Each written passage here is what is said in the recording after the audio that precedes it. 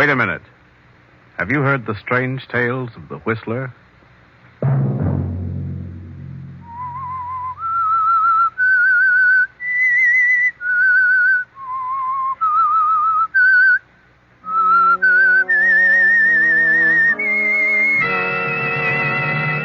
I'm the Whistler. I don't know what it is. It's a figure. I can't tell whether it's a man or a woman. It comes through the door and walks with outstretched arms toward my bed, reaching for me. Sunday night, and again CBS presents The Whistler.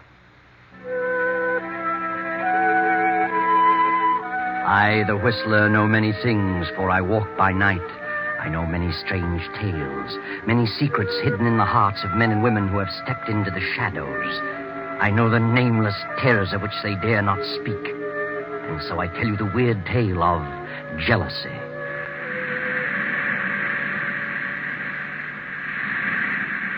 At the edge of the cliff overlooking the sea sits a gray stone mansion, weather-beaten by the storms of several decades. To this mansion, Gilbert Durant brought his bride, Lucia. That was 4 years ago. Gilbert and Lucia were quite happy until last year, when Lucia's half-sister, Beverly, came to live with them. And gradually, something began to happen. At first, Lucia realized that Gilbert's ardor was beginning to cool. He became more absorbed in his writing. Then she felt the cold clamminess of the stone structure almost creep about her and clutch her. Fear grew in her mind, a fear that nearly took her breath. It is evening now, and Lucia, having excused herself at dinner, tosses on her bed in a fretful sleep. No. Don't. Get away from me. Ah! No. What's wrong? Benson, come in. What was wrong? Why were you screaming? Benson, I must have been dreaming. It was horrible. Hey, you're white as a ghost. You're shaking like a leaf. Yes, I know. Oh, Mrs. Benson, I can't stand it. It's driving me mad. That makes the 4th or 5th time I've dreamed the same thing. The same thing in every detail. I've never heard you scream before. It always comes a little closer to me. Tonight, it almost reached me. It? What do you mean? I don't know what it is. It's a figure. A human figure. But I can't tell whether it's a man or a woman. It comes through that door and walks slowly across the room with his arms outstretched, reaching for me. Are you sure you were dreaming? Oh, now that I think of it, it isn't like a dream, an ordinary dream. Its reality seems to carry over even after I'm awake. Oh, that's what's made you so ill. This dream, if it is a dream, means something? Is that what you think? It's a premonition? Perhaps. What time is it? 9 o'clock. Where's Gilbert? Your husband went horseback riding over an hour ago. Your sister went with him. Beverly? Why didn't he ask me to go? Well, you know you haven't been feeling very well lately. Oh, yes. Yes, of course. Well, if you're feeling better, I'll go back to my room. Oh, yes, I'll be all right. Good night. Good night, ma'am. Beverly. Gilbert and Beverly.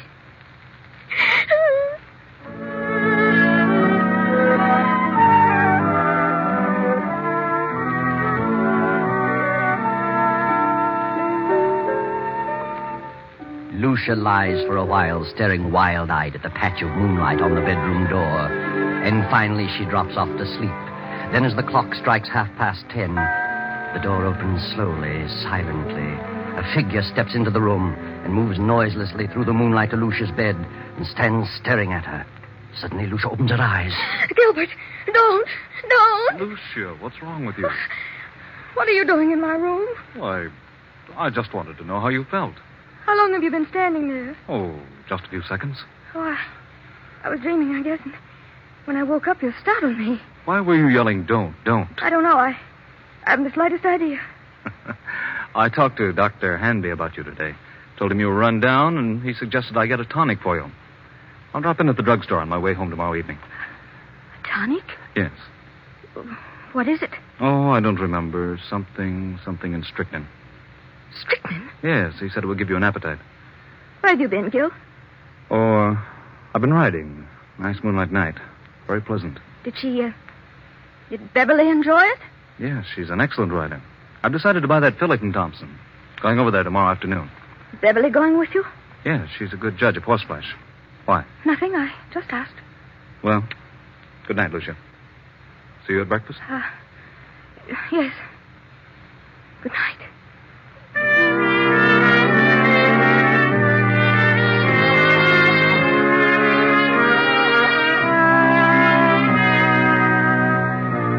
Lucia waits till she hears her husband turn out his light, then slips quickly to her door and quietly down the stairs to the library.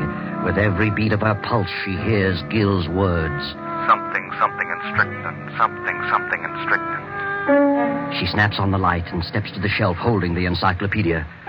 She runs her fingers down the long line of books, LMNO, P to R. And then she stops and stares in terror. The S to T is missing. Lucia glances wildly about the room, and then she sees it. There on the desk, the missing volume, and open. She rushes to the desk and stares down at the open page. Good Lord. It's true. It's true.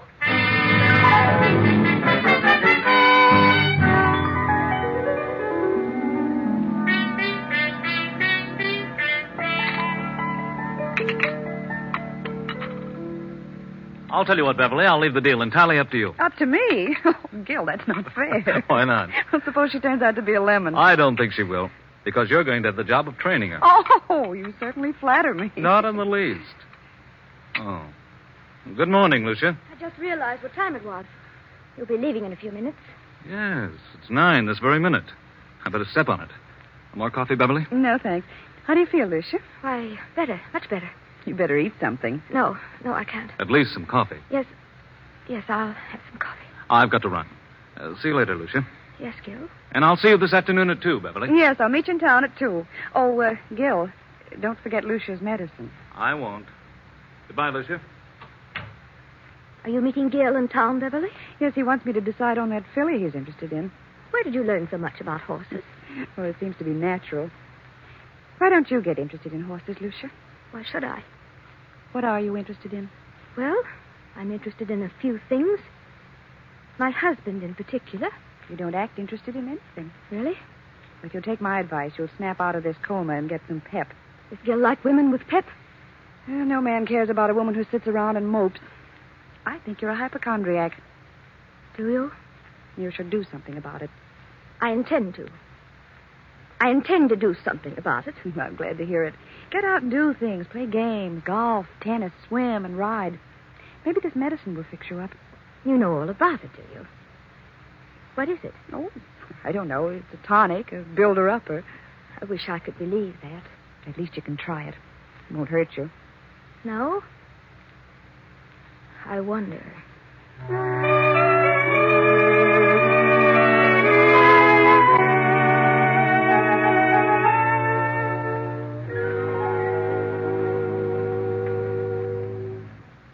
Oh, come in, Doctor. Lucia, why'd you call me out here? What's wrong? I just couldn't make it into town. Oh, it can't be as bad as that. Did Gilbert talk to you about me yesterday? Oh, I saw Gil for a few moments at the club during lunch. Said you were run down. Did you give him a prescription for me? I never do that until I've examined the patient. You didn't give him a prescription. I know. What did you suggest for me? Oh, I don't know. Just mentioned a few tonics he might get for you. Spoke of beef iron and wine, and sherry and egg, and well, I don't remember what else. Then you mentioned nothing specifically. Don't think so. I see. What seems to be wrong with you, Lucia? I don't know exactly. Something has been happening to me that... Well, frankly, I'm afraid I'm losing my mind. Oh, come now. We all feel that way at times. I'm serious. Things happen to me in the night. What sort of things? First, I thought they were just nightmares. But when you have a nightmare, you wake up and the fear is gone. You realize the truth. This vision that comes to me haunts me through the waking hours as well. Vision? Something, I think it's a person, comes through my bedroom door. Approaches my bed with outstretched arms as though it intends to strangle me. Each time it comes a little closer. My fear is that eventually it will get to me before I wake up. You always dream the same dream? If it is a dream, yes. Who is the person? I don't know. And you don't think it's really a dream? No. I think it's a premonition. Well, have you any basis for such a fear in real life? Is there someone or something that you're afraid of? Doctor, I'm convinced that they're not dreams. That I'm not asleep. Oh, nonsense. I'm positive they're not mere dreams. Well, I think it's all due to your rundown condition. You probably don't sleep as soundly as you should, and so you transfer sounds in the night to dreams, nightmares. That's exactly what I mean. If I'm only half asleep, I may be transferring actual movements and sounds into dreams. In other words, if someone slams the door in the night, I may half hear it and attribute it to a dream. Yeah, go on. And perhaps I'm not dreaming. I think you'd better come into town and have a thorough physical. You mean a checkup by a psychiatrist? Well, I may have someone to help me. It's a usual thing, you know. Oh. Oh, Dr. Hanley. I'm so frightened. Now. Everything's going to be all right. I'm afraid. I'm afraid that I'm going to die. That someone is trying to kill me. You're not going to die. That's ridiculous. I'll call you and make an appointment. Very well. In the meantime, try not to think about it. Keep your mind on something on the brighter side. Yes, I'll try.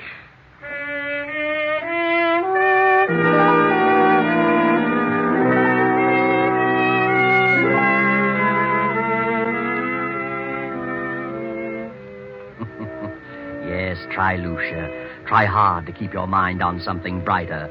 But you can't, can you? That awful gnawing of jealousy and fear occupy every moment.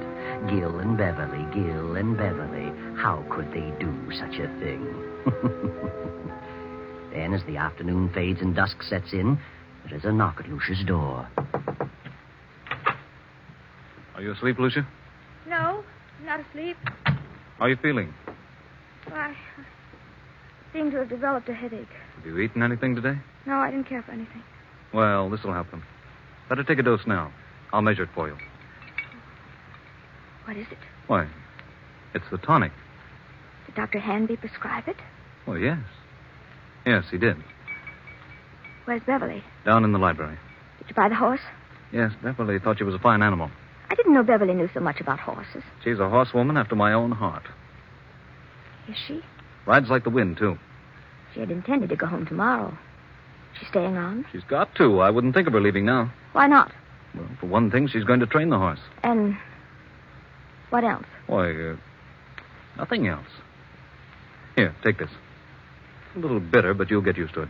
Gil! Go ahead. It won't hurt you. I don't want it. And why not? It has poison in it. Well, I suppose it does have a little, yes, but only enough to act as a tonic. I don't want it. I won't take it. I won't. Are you going to act like a child? Take it and quit arguing. I won't. This is ridiculous. I tried to do anything for you, and you act like a spoiled kid. I can't take it. You're impossible, Lucia. I'm afraid. You need this medicine, but you're too confoundedly stubborn. You'd rather sit around and mope all day. Very well, there it is. You can take it or not. Disgusted trying to help you pull out of this. Good night. No, wait, Gil, I'll take it. I don't care whether you do or not. There, I've taken it. Terribly bitter. And take another dose around 11. Gil, where's Mrs. Benson? Why, I told her she could have the night off. Thought she might like to spend the evening in town.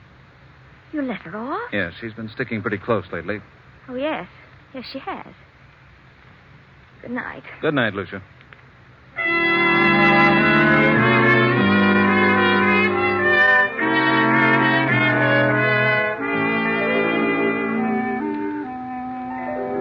What's wrong, Gil?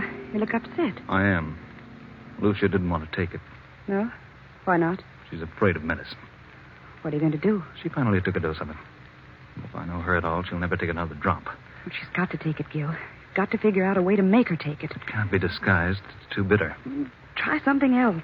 I'll try and coax her into it again. Isn't there something that tastes more pleasant, or something that you could put in milk or orange juice? I don't know. Well, I'll find something. Of course you will. You've got to. I think Mrs. Benson is the cause of her dislike for medicine. She's keeping her upset. I'm going to let Mrs. Benson go for 2 or 3 days. and maybe something can be accomplished. I'll speak to her now. Well, Benson, what are you doing standing here in the dark? I was just going upstairs to see if Mr. Durant wanted anything before I went out. I see. Oh, by the way, I'm staying home for a couple of days, and I thought that since you've been staying so close to the job, you'd welcome a few days' leave. Leave? Why, yes, but Mrs. Durant may prefer that I stay. I think you'd better get a little rest yourself. You needn't come back till Friday. But I don't need a rest. You come back Friday. Yes, very well, sir. I'll run up and see her before I go.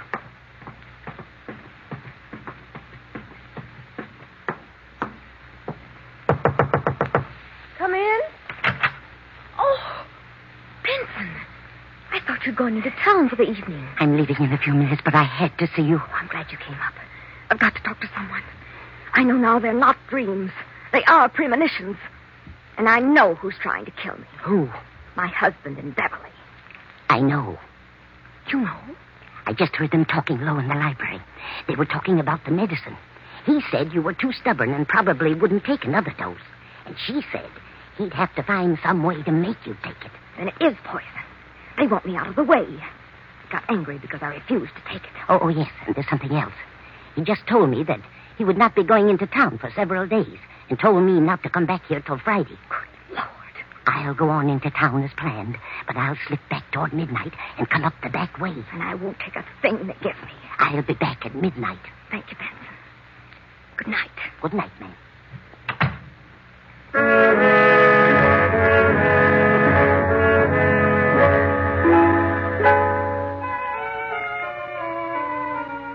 A few minutes before 12, Mrs. Benson returns to the mansion. No lights are burning, so she makes her way quietly through the back entrance, slips up the stairs, and taps lightly on Lucia's bedroom door.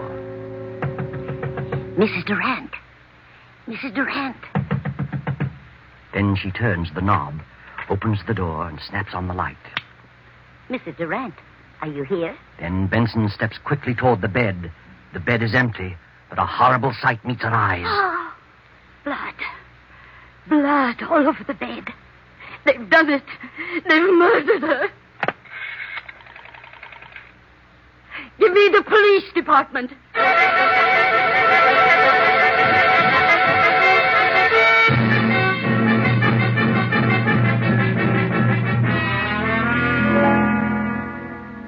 All right, Mrs. Benson. What happened this evening? Well, earlier in the evening, Mr. Durant told me I could have the night off, since I'd been staying close to Mrs. Durant for some time. Mm-hmm. And then later, he said he decided to let me off until Friday. But I didn't want to go, and he insisted. Is there anyone else in the house? Yes, Mrs. Durant's half-sister, Beverly. Did you leave the house? Yes, but I went up and told Mrs. Durant I'd be back about midnight. If you had till Friday, why did you come back at midnight? Because we were both frightened. Of what? Well, Mrs. Durant had been having premonitions that someone was trying to kill her. Who was trying to kill her? She didn't know, but she was terribly frightened. Is that all? No. Her husband tried to get her to take some medicine he had brought home. She refused, and he got angry. How do you know he was angry? I heard him talking about it to Beverly. They were in the library. And he told Beverly that Lucia was very stubborn. And Beverly said that he'd have to think of some other way. Did Mrs. Durant suspect her husband and Beverly of trying to do away with her? Yes, she did. She was convinced that Mr. Durant and Beverly were in love and wanted her out of the way.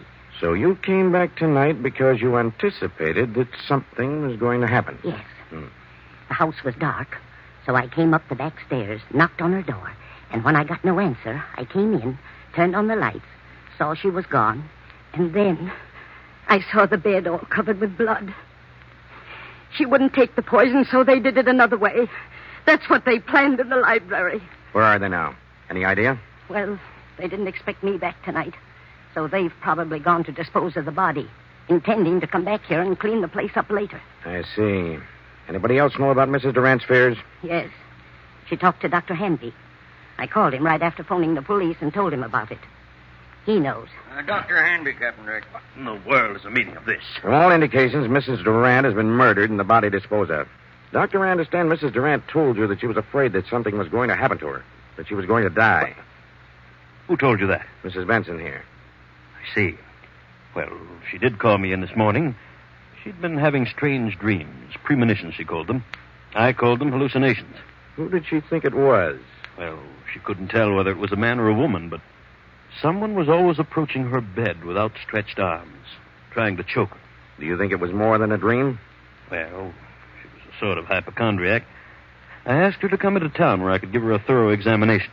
I didn't take her story too seriously, but, well, this certainly puts a different slant on the entire picture. Yes, we haven't found the body. I have men out searching now. We'll find it. Well, here's Mr. Durant and his sister-in-law. They found him about a half mile down on the beach. How are you, Durant? What in the world goes on here? Oh, what's wrong, Doctor? Take a look at that bed. Good Lord, what's happened? Lucia, where is she? We thought you could enlighten us on that point. What do you mean? Is she dead? Where is she? Gil. Beverly. Give her some water. She'll be all right in a minute. But what's happened? We think your wife has been murdered. Murdered? What are you doing here, Mrs. Benson? I thought you were gone till Friday. Why did you tell her to go until Friday? I thought she needed a rest. She's been having long hours. Where is Lucia? Where have you and your sister-in-law been? Why, I slept upstairs and saw Lucia was asleep, so we decided to take a little ride down the beach. It was still early. Didn't take anything with you? Certainly not.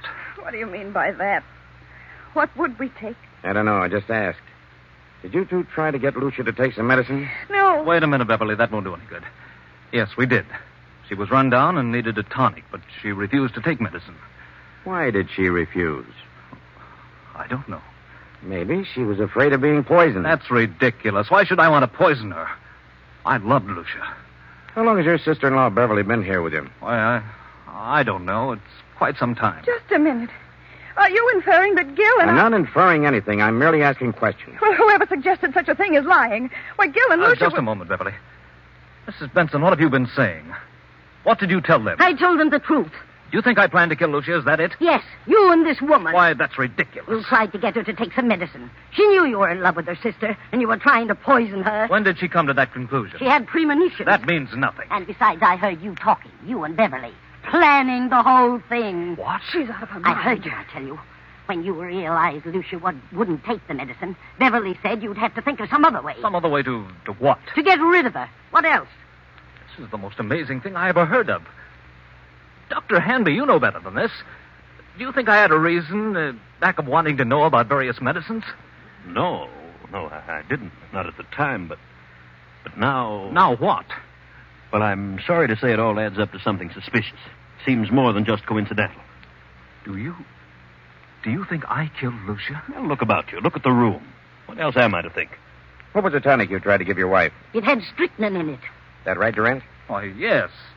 It was one of the things Dr. Hanby mentioned. It was iron, quinine, and strychnine. Did you mention that, Doctor? Well, I suppose I did. It's a commonly known tonic. Did you add anything else to it, Durant? Certainly not. How about it, Sergeant? What's the report? Why, the bottle contained iron, quinine, and strychnine, and a heavy content of arsenic. Arsenic? But it isn't possible. I put nothing in it. Where would I get arsenic? Well, it was in there just the same. Good Lord, Doctor, it isn't true. You know it isn't. I hate to say it, Gil, but the evidence looks bad for you. Benson knows what all this is about. She's lying. She knows Gil wouldn't do such a thing. She's back of it all. Why? I don't know, but believe me, I'll find out if I have... That'll do. Under the circumstances, I think you'd all better come down to headquarters so we can keep you separated. Come on. And no more talking.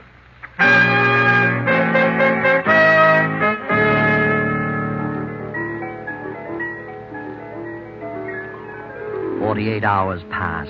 Hours of relentless grilling, endless questioning. Finally, Gil and Beverly are released on a writ of habeas corpus. Now weeks have gone by, and Lucia's body has not been discovered, and so the district attorney is forced to make a public announcement that in spite of the apparent evidence, no murder charges can be preferred against Gil and Beverly due to lack of corpus delicti, the failure to produce Lucia's body. Now Beverly and Gil are in the library. Beverly, I want you to know how wonderful I think you've been, the way you've stuck right beside me through this thing. I know it's been a trial for you, and, well, you're one girl in a million. Thanks, Gil, but it isn't over yet. They won't stop their search for Lucia's body, and if they find it, we haven't a chance. I know, but what can we do about it? Well, why couldn't we leave the country? Together? Not necessarily. They'd be sure to follow us. We could go separately in different ways and... And meet someplace later on? Is that what you mean? Yes, that's what I mean. That seems a bit mad. That would equal an out-and-out confession. But, Gil, if they find Lucia's body, we haven't a chance. It's too strong against us. We never could come back, Beverly. Oh, what of it? I don't want to die, Gil, and I don't want anything to happen to you. Beverly, I don't know what to say. I'm frightened, Gil. I can't stay here with such horrible fear hanging over me. I'll go mad. If you don't go, then I will. I'll leave tonight. Please, Beverly, I need you more than ever now. Please don't go. Don't worry, Gilbert. She won't leave you. Lucia. Good Lord. I won't let her leave you. I'll see that you both go together and stay together for a long, long time. Lucia, what does this mean? We thought you were dead. Disappointed, are you? Where have you been? What happened to you? Coming to that. You thought I was dead. Well, I'm not. I'm live enough to pull this trigger. I've been behind those drapes, and I heard every word you said. Now I know you're in love with each other. Now I know you wanted to do away with me. In love? With Beverly? From the day she came here. She took you away from me. I did not. We never thought of such a thing, never. It never entered my mind. Why do you lie about it? You do love her. Why don't you admit it?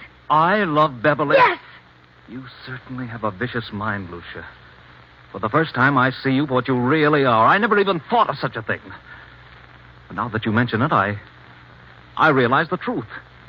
Yes, I do love Beverly. Gil, don't. Why shouldn't I? And it's Lucia's fault. She's the cause of it. A suspicious-minded devil. She let her imagination run away with her. She built this thing up, and now it's boomeranged on her. Oh, what a mess you've made of things, Lucia.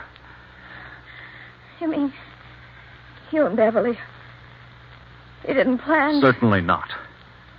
You must have been out of your mind. Oh, Gil. Gil. I thought... I was sure. Oh, Gil. Gil. I'm sorry, Lucia, but that's the way it is.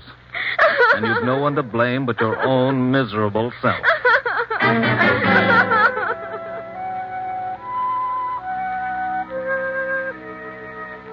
No one to blame but her own miserable, jealous, suspicious-minded self. Lucia planned the whole thing from the beginning.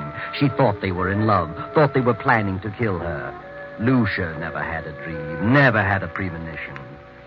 She planted that in the housekeeper's mind and in the doctor's. She put the rat poison in the tonic. She put the bedroom in disorder, cut herself and smeared blood on the bed, and then disappeared. But when she read that they couldn't bring a murder charge without the body, she came back to kill Gil and Beverly herself. You see, Lucia didn't know about that little article in the law called Corpus Delicti.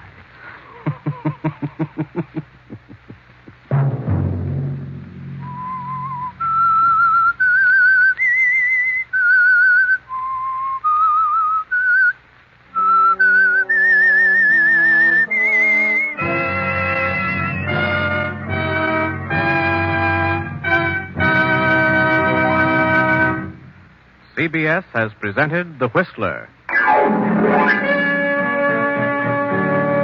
Original music for this production was composed and conducted by Wilbur Hatch. The Whistler is written by and directed by J. Donald Wilson and originates from Columbia Square in Hollywood. Next Sunday, 9:15... I, the Whistler, will return to tell you the eerie tale of Back from Beyond. Good night. This is the Columbia Broadcasting System.